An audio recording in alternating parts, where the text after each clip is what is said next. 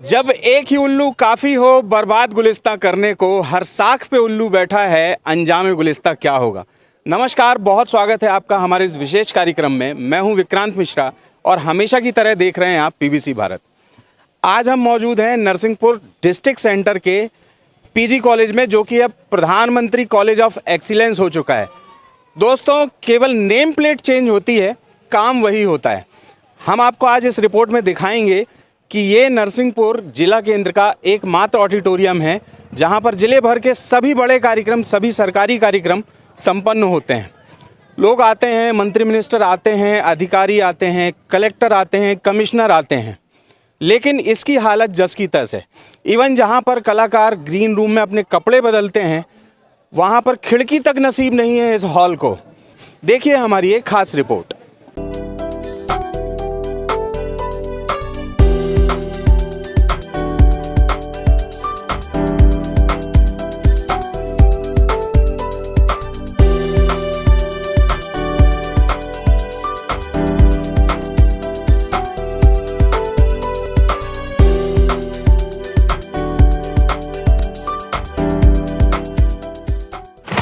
हमारे साथ प्रधानमंत्री कॉलेज ऑफ एक्सीलेंस के कुछ पूर्व विद्यार्थी भी मौजूद हैं। क्या कुछ कहोगे इस हॉल के बारे में? देखिए, मंचीय विधाओं के हिसाब से ये प्रेक्षागृह उतना उपयुक्त नहीं है।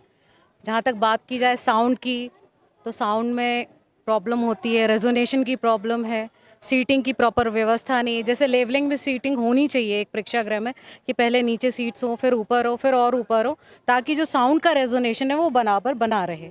तो वो उस चीज़ का अभाव है। साथ में ग्रीन रूम प्रॉपर नहीं है, ना शीशे हैं, ना ही वॉशरूम क्लीन किए जाते हैं, इलेक्ट्रिसिटी और साउंड की प्रॉपर व्यवस्था नहीं है।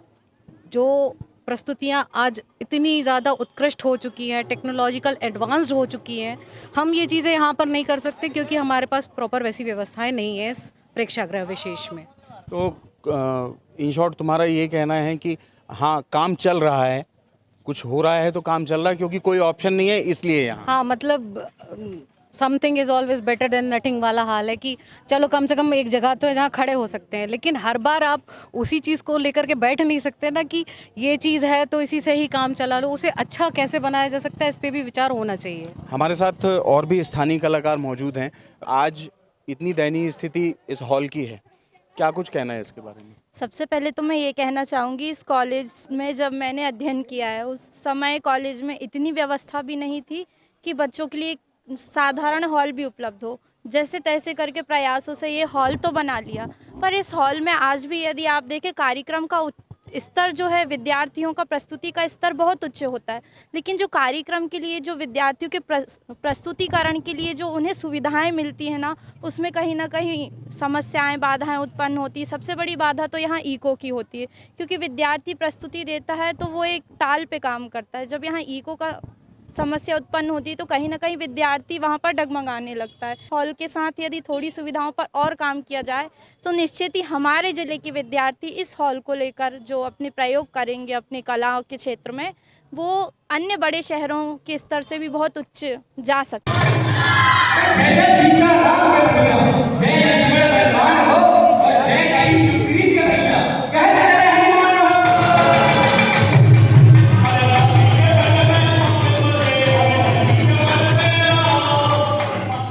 नरसिंहपुर के थिएटर के कलाकार हैं। नरसिंहपुर पूरे ज़िले में बड़े मशहूर हैं। संजय भाई, संजू, बहुत स्वागत है। एक कलाकार के तौर पर इस ऑडिटोरियम में क्या कमी है, क्या होना चाहिए, क्या समझ में आता है? बहुत पहले से मैं यहाँ थिएटर करते आ रहा हूँ, मैंने इस स्टेज पे बहुत मंचन किए है। क्या होता है कि जब हम कोई स्क्रिप्ट याद करके आते हैं, या कलाकार है जो डायलॉग बोल रहा है या लाइन बोल रहा है, तो फ्रंट की लाइन बस तक रह जाता है सीमित। उसके पीछे जो है वो बाद में हमसे पूछते हैं कि आखिर बोला क्या था।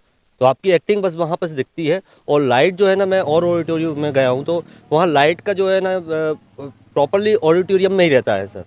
लेकिन और यहाँ पे जब आवाज़ गूंजती है तो हम लोगों को जुगाड़ करना पड़ता है कि आवाज़ कैसे ख़त्म करें। हम बहुत जुगाड़ करना पड़ता है, तो आधा समय हमारा इसमें चला जाता है। तो ऑडिटोरियम की तरफ से यहाँ से तो मैं तो सेटिस्फाई नहीं हूँ।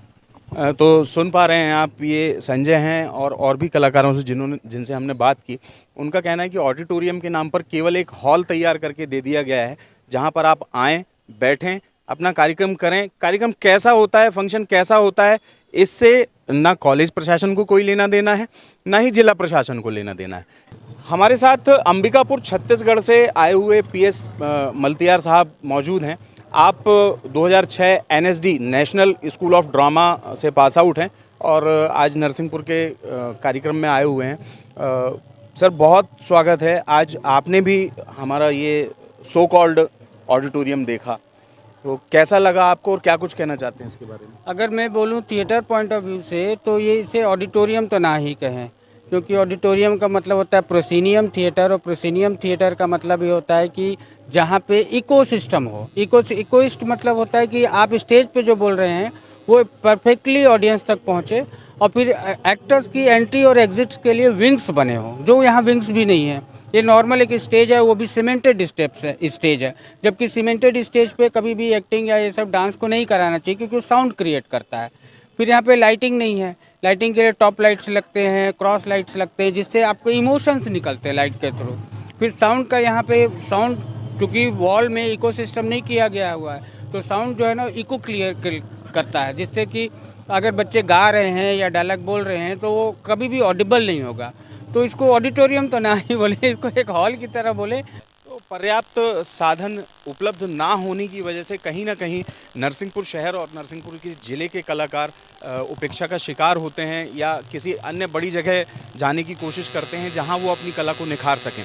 इस मामले में हमने कॉलेज प्रशासन के भी उच्च अधिकारियों से बात करने की कोशिश की, लेकिन कैमरे के सामने आने के लिए कोई तैयार नहीं हुआ। उम्मीद करते हैं कि इस रिपोर्ट के माध्यम से कॉलेज प्रशासन और जिला प्रशासन अपनी नींद से जागेगा, अपनी कुंभकर्णी नींद से जागेगा और इस ऑडिटोरियम के लिए, इस सो कॉल्ड ऑडिटोरियम के लिए शायद कुछ प्रयास कर सकें। हमारी यही उम्मीद है। हम आशा करते हैं कि आपको हमारी ये रिपोर्ट पसंद आई होगी।